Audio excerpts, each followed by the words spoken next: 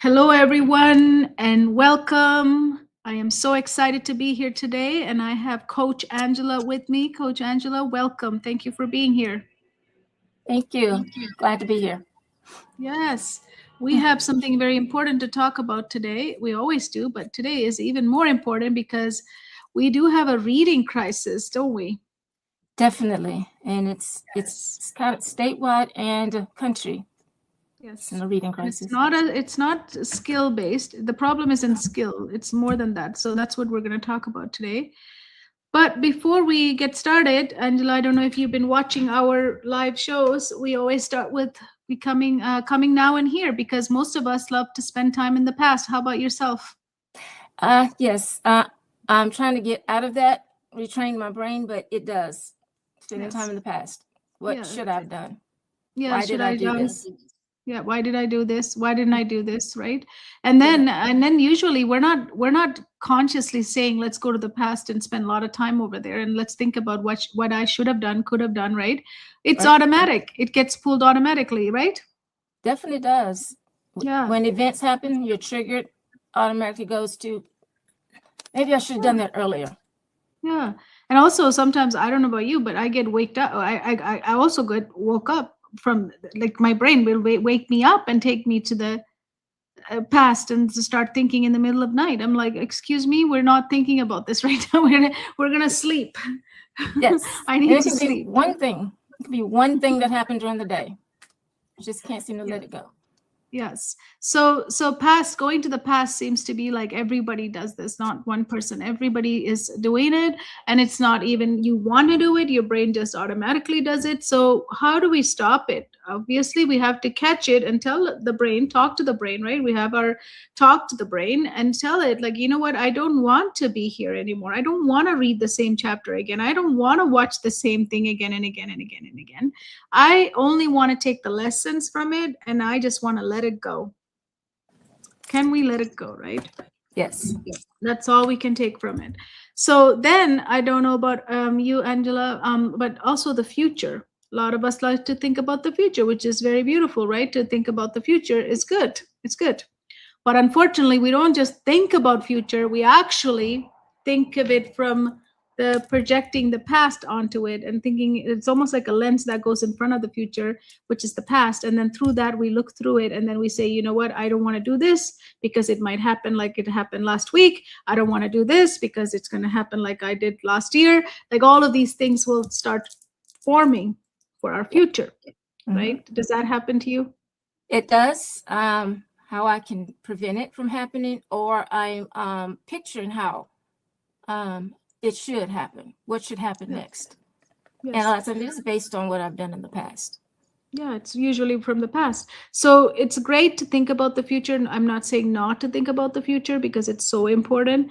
But the thing is, we don't want to project the past and think about the future because then we're not really letting future happen to us. We're like recreating from the past, which we don't already know we don't want it. So why would I want to get it? Why would I want to create it in the future? It doesn't make sense, does it? It So, does. what can we do with the future? We know something beautiful is going to happen to us. We want that. So, why don't we Mhm. just bless it and release it because it's just available to us? It'll come to us when it's time for us to have that. So, when I do the letting go of the past and releasing the future, look, I have both of my hands. I can be here and now. This is a powerful place to be. This is where we all learn. This is where we live, fully can live. And this is the only place we can lead ourselves and others from. Unfortunately, we cannot do that in the past, thinking of the past or the future. Only in this moment can we create all of these.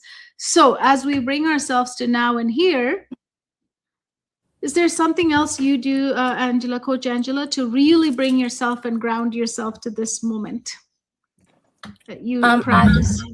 I take a moment to just do some breathing, We love those breathing. deep breaths. It helps me Yes. to say, okay, now, forcing myself to forcing my brain to say, I'm focused on what I'm doing right now. Yeah. Do you have a special one that you practice? I don't have a special one. I think mine right now is the kind of breathe in, hold for 4, and breathe out. The For one that how many kind of counts? hold for 4 Longer or counts. same? 4 counts, all 4. Okay, Yes. let's do it. Mhm. So let's inhale for 4, hold for 4, and then exhale for 4. Again, inhale for 4, hold for 4, and then really exhale for 4. Letting go everything and anything, any stress, any fear, any worry, just let it go. Okay, one more time. Inhale for 4, hold for 4, and then exhale for 4.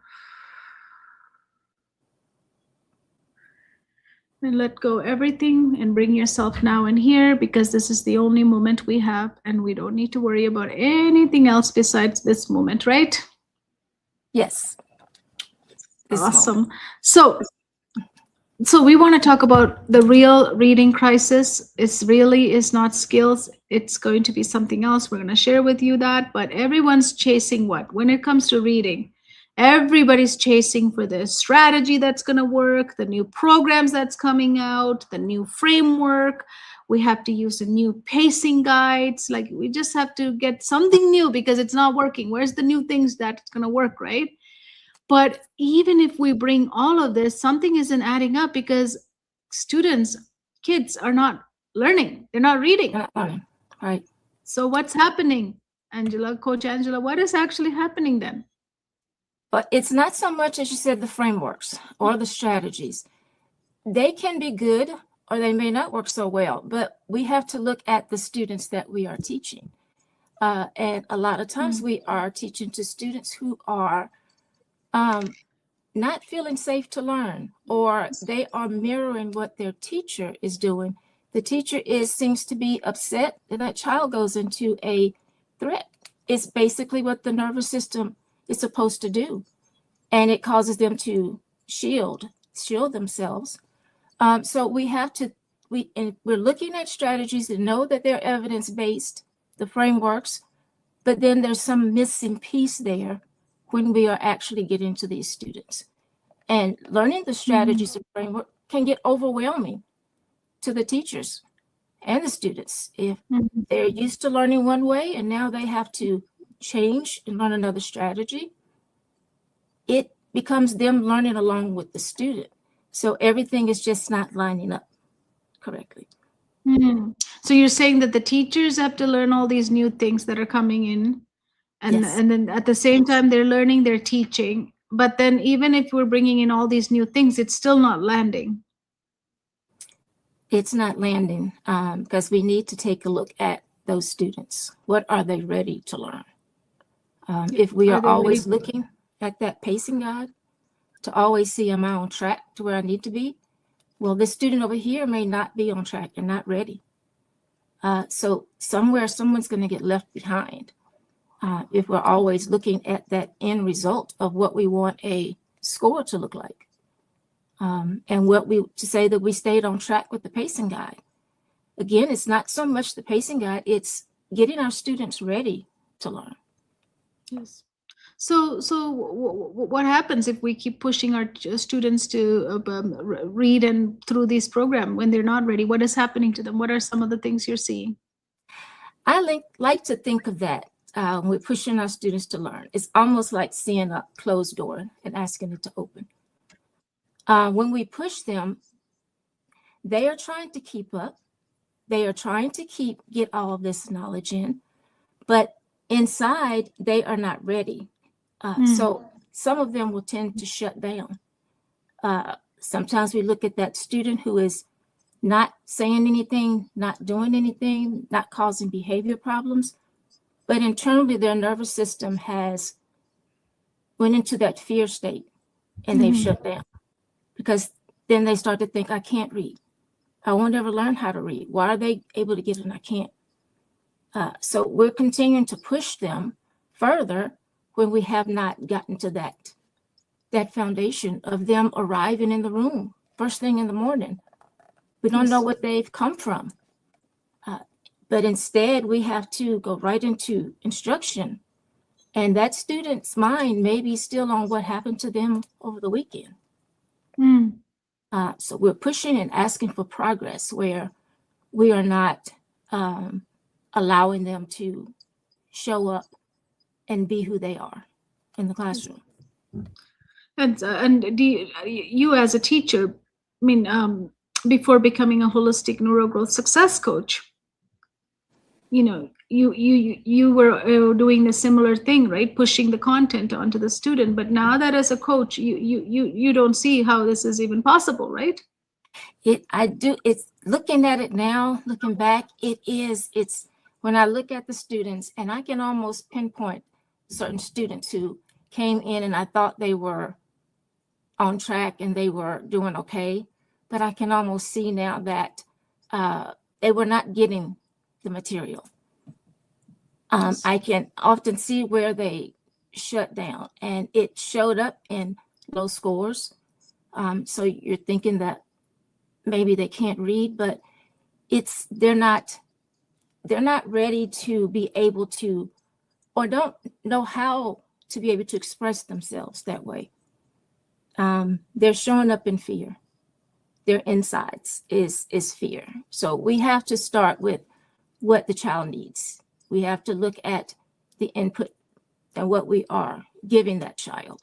And that first step is relationship. Yes. We don't have the time to build relationship with each student. But that's the fundamental thing that needs to happen for everything else to happen properly. So if we keep saying there's no time to build that relationship, then we're not succeeding anyway. It's almost like that spiral down. We're not starting with that foundation. So anything you're trying to build on the foundation, it may look like it's working at the moment, but then that foundation is going to start to crack. Yes. You can't build onto it without getting that foundation strong. Yes. So why is there a crisis in reading right now? Like, why is it? What happened over the time? What is the big shift that happened to have a crisis in reading? I've been trying to think about like where. Yeah, where? Yes. Where did that take place, and yes. Why is it that the children? And I just think it's more on a like we were talking about the forced messages or the forced things that we're allowing children to learn. So they are dysregulated. Each child has a unique SoulPrint. Each child is different. Their makeup is different. And if we are only teaching to that middle section or only focused on these few students, we're consumed with the behavioral aspects. We look at that behavior student as being a problem student, but they are just reacting from who they are. They don't know how to regulate themselves. And we as teachers are not able to co-regulate when we are also stressed. So I think the breakdown is in just how we start off, where we start the day. You're saying the structure of how the school starts every single day has to change.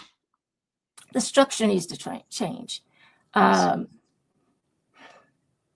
It's the time. There needs to be some time built in for those to build those relationships. And I know sometimes as a teacher, we do try to do those things at the beginning of the year.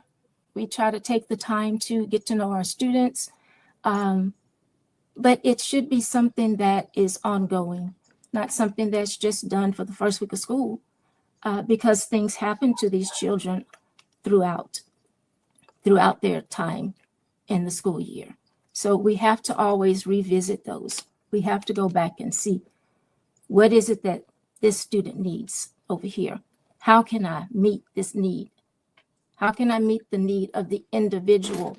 Not so much like the whole class. But do you think it's affecting? Go ahead. Go ahead.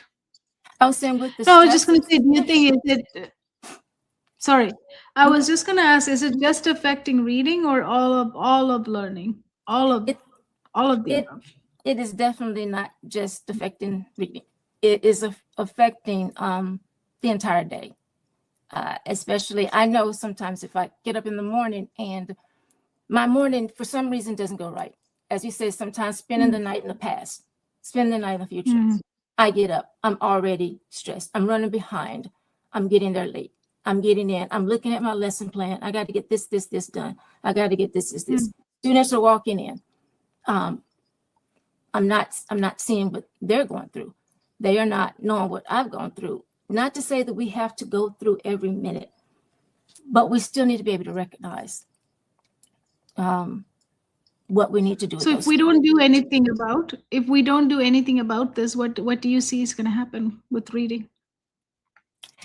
It's been on a decline. I've been working on some research and seeing the different frameworks that are being introduced, and students are still not able to read, or even working with small groups of students in higher elementary grade, and they're still not able to read.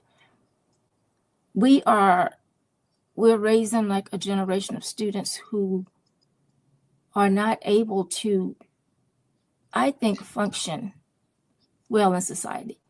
And I feel like that reading is that basic step, because we have to know reading for everything else to work. And it's not, as we said, it's not just a subject. It's teaching that subject after we have taken the time to help co-regulate the student. Yes. So where would we see we do nothing and we implement all these fabulous strategies and new programs and new frameworks and pacing and all sorts of stuff we can invent endlessly? Nothing's going to work. We know nothing's will work because we proven in our program that if you don't start with readiness first, nothing works anyway. Right. So where do you see all these students? Like, are they going to graduate with no way, like knowing nothing, like not knowing how to read? Well, I don't know, just getting to that extent of not knowing. They are knowing enough. And I think, I don't remember the exact statistic as far as sometimes articles and newspaper articles and things are written almost like on the 6th grade level, because that's where our adults are reading on.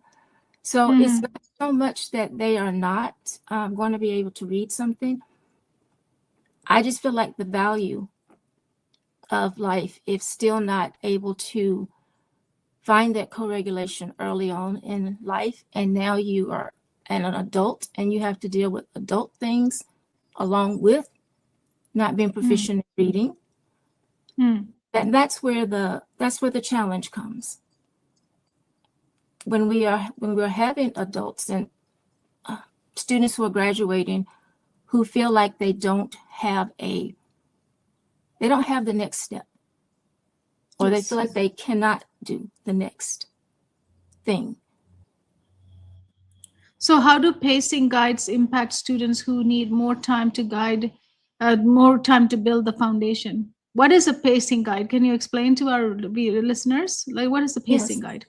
A pacing guide, and it's for like each subject. So there are those who are, I feel like, let's say I'm a person who is making a pacing guide. I'm looking at an imaginary student, and I am looking at how many days we have in school. I also look at where the student should be at the end of a 3rd grade year. How many words per minute they should be able to read, what skills they should be able to know how to do. So I look at the end result, and then I go back and starting from what they should have learned on that 2nd grade level, which a lot of them haven't learned yet, but looking at that, this is what they should have learned by the end of 2nd grade. So I start to make those plans or that pacing guide to be able to get from this point all the way to the end of the year. So I'm just making things up. You need to be here by the end of the 1st semester. You need to be at this point by the end of the year.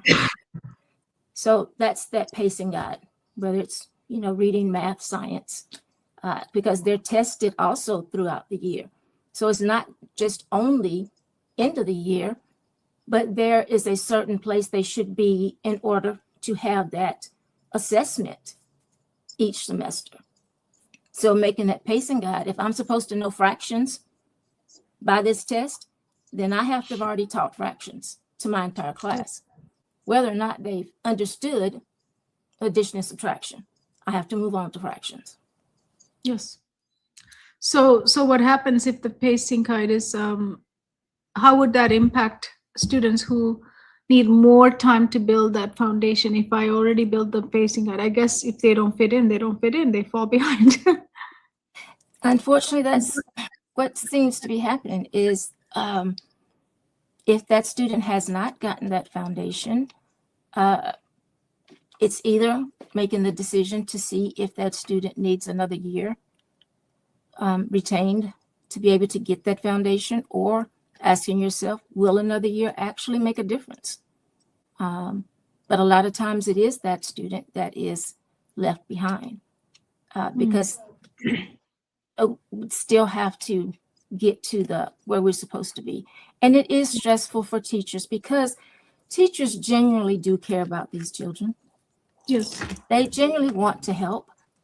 I feel like it's just not knowing how to. Yes.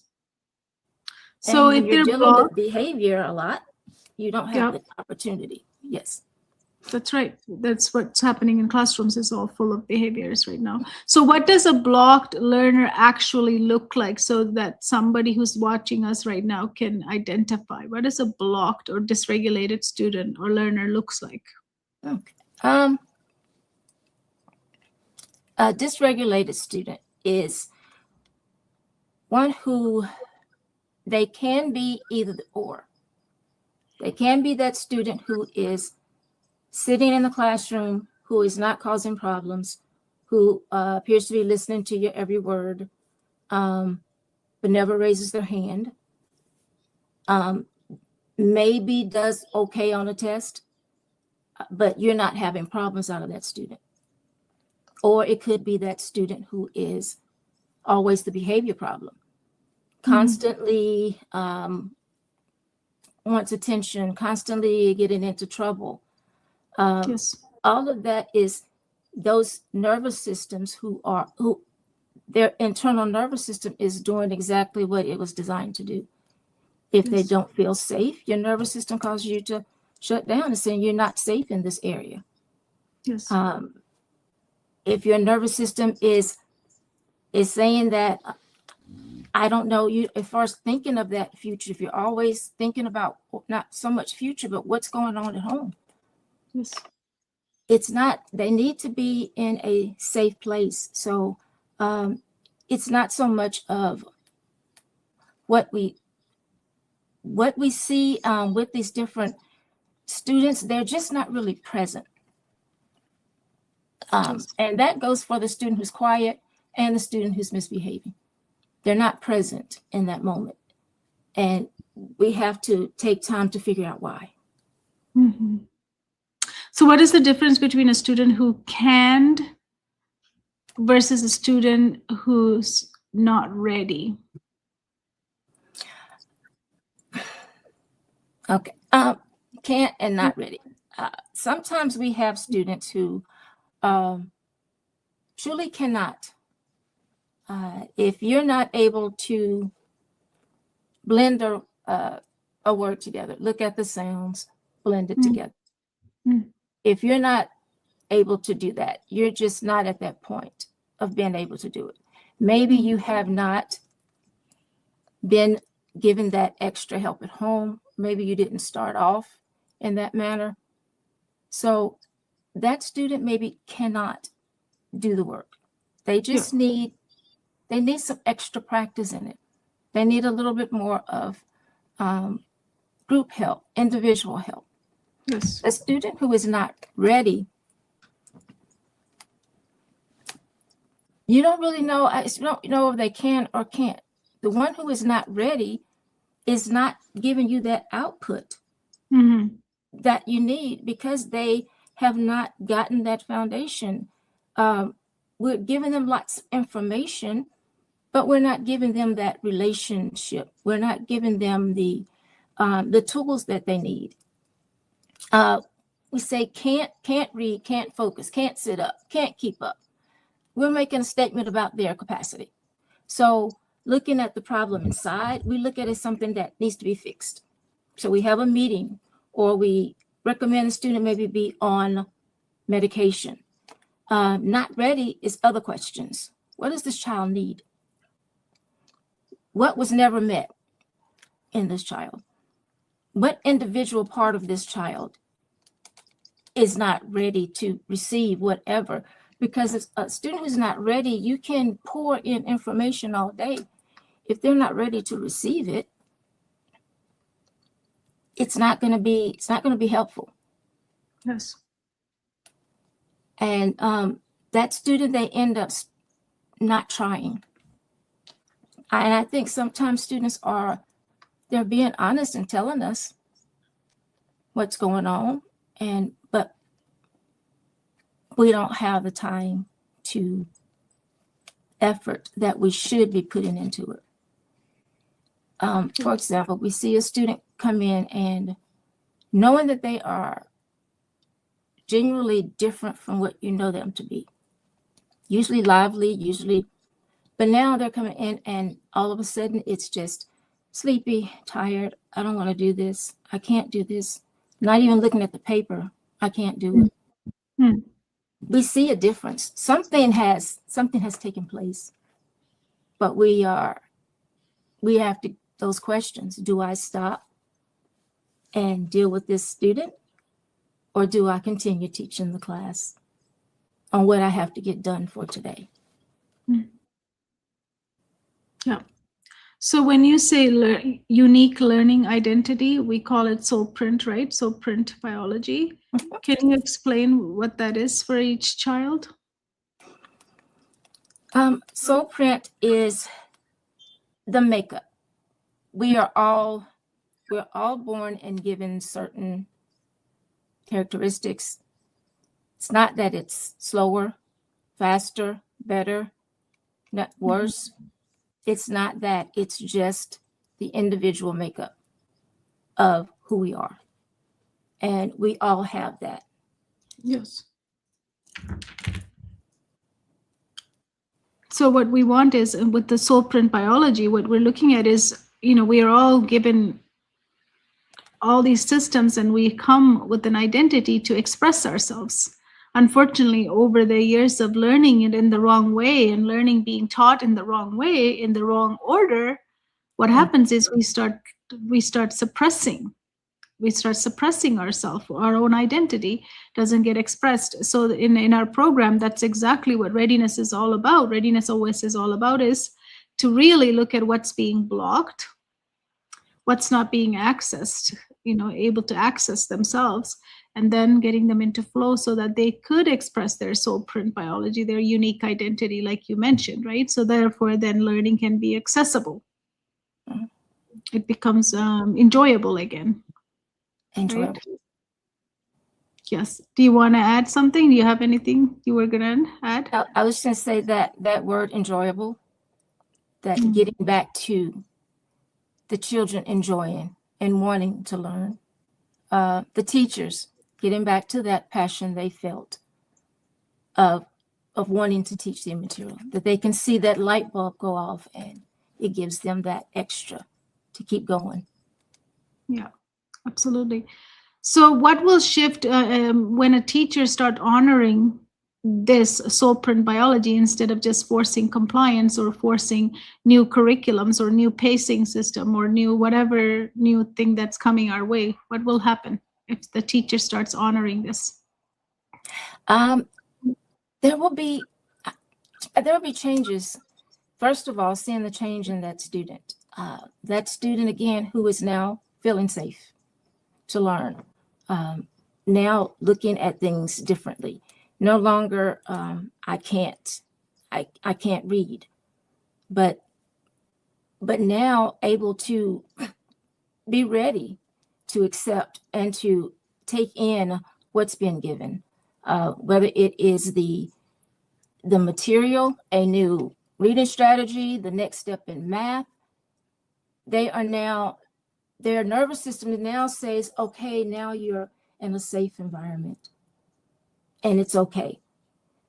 I believe that it's going to see like exponential growth because we have taken that time to look at the SoulPrint, to allow the children to be recognized, that we know they're there, not just present in the room, but we know they're there, and they feel that you recognize me, you know me, you have taken the time. So it helps that nervous system to change from this, with this always up here shoulders, to down. And I mean, that happens with me a lot, just with the breathing, of always feeling like I'm up here. I got to get this done. I got to get this done today.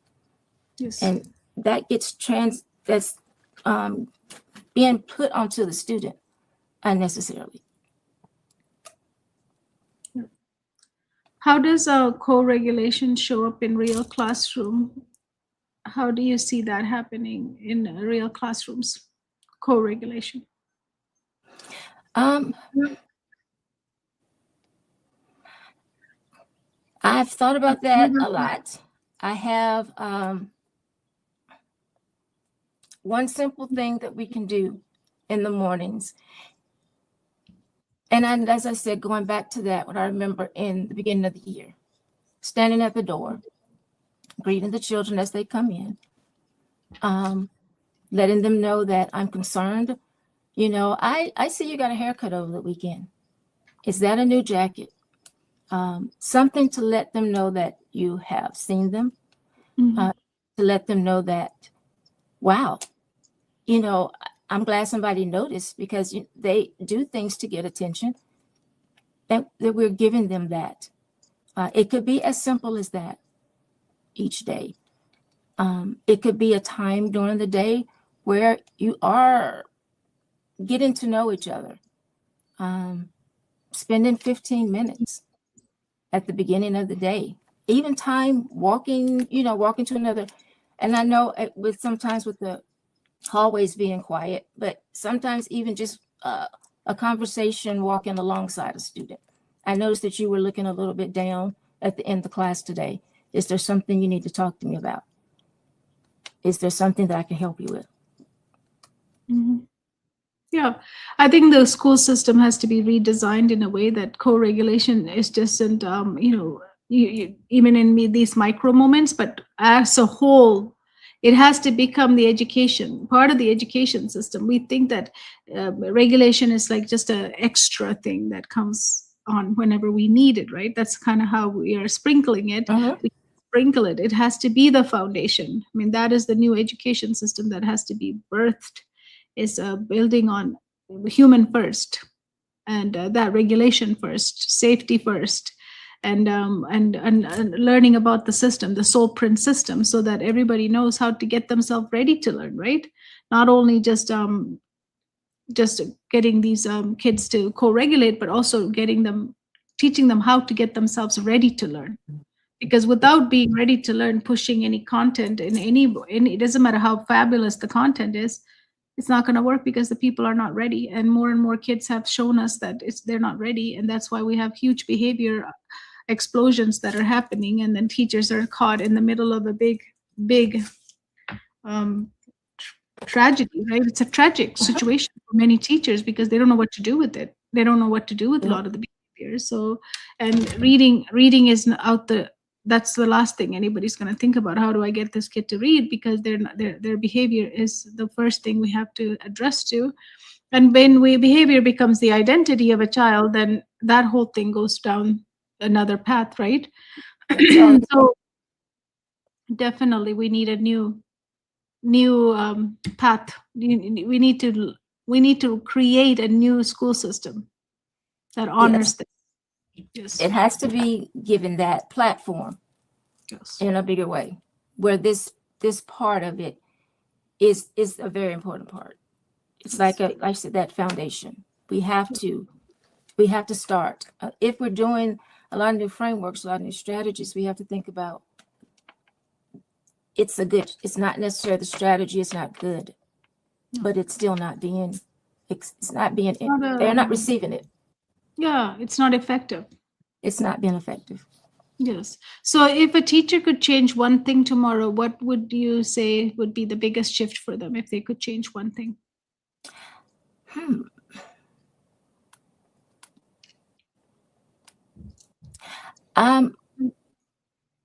When I'm thinking about a teacher, and sometimes I'm thinking about myself, I feel like if I could change one thing, it would be working on my own regulation. Yes, love it. Yes, come home If to I yourself can- first. Yes, you If I have to can come get home. that, yes. Go ahead. Because Keep I going. have to be that person to be able to show a student. Yeah. Are you ready to teach? Are you in the readiness state? Are you ready to teach? I Are you am. ready? I Yes. am. Yeah. So that's the coming home, right? In order for us to say that I'm ready as a teacher, I have to come home first. When I'm not home, I cannot ask other people in front of me to come home and start teaching to them. I'm not home myself. So home meaning the soul. So that would be my biggest thing to ask every teacher watching this would be, are you home? Are you here? And if you're a parent, same question. Are you here? Are you parenting from being home in your own body? If you're not, then you're always outside of your body, which means that you're always reactive to what is happening. You can never be proactive about it. You're just going to be reacting to all the things that happens to you. So that would be the first thing. Thank you for saying that. That is amazing. Yes. Number one thing, are you home? Yes. Right. It's so important. So you cannot rush readiness. You cannot force flow, and you can definitely not cannot test a child to have confidence in reading or any of the skill sets, right? You cannot force anybody to do that. You have to allow them to come home to themselves as well. Like just like I'm saying, come home to yourself, the student also has to come home to themselves. Yes. So that they can also become proactive and active in their learning instead of just throwing out these outputs as behaviors that we don't know what to do with. So everything starts with, are we home first? Then we can look at what needs to be in alignment and activate it so that we can get into the acceleration state so that we can start performing. We can be in the flow state, and then we can perform and we can produce, and then I can learn, and then reading and writing and marks will be a byproduct of all of that, right? Yes. And that is where the excitement comes, and that is where that passion comes back. Is knowing that there is something I can do. Yes. So stop telling the children to push harder or try better or try more or do more or read more or try this strategy or that strategy. Start asking the question, are they home? Are you home? Any of you leading the children, ask yourself, are you home? And then see what happens, because the minute you ask that question, everything changes. What do you think, Coach Angela? Everything will change. Because it's a simple question, but it means so much. It has so much in it. To get back to that, get back to you. Yes, absolutely.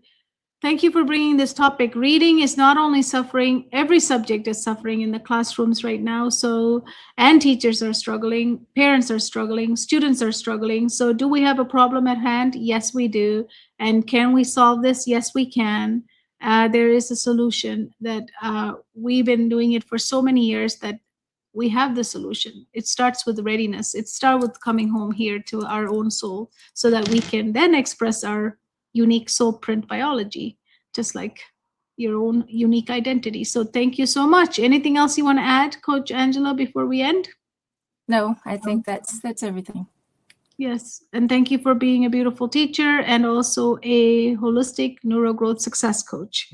And Coach Angela does offer programs for kids and adults, so reach out to her. She's on all social platforms, and she can also be reached under this as well. You can comment, and she will find your comment here. If you have any questions about what she shared or anything that resonated with you or something that didn't, just tell us under this video and we will answer them for you. Thank you so much, and I'll see you next time on another live. Thank you so much for being here. Thank you so much.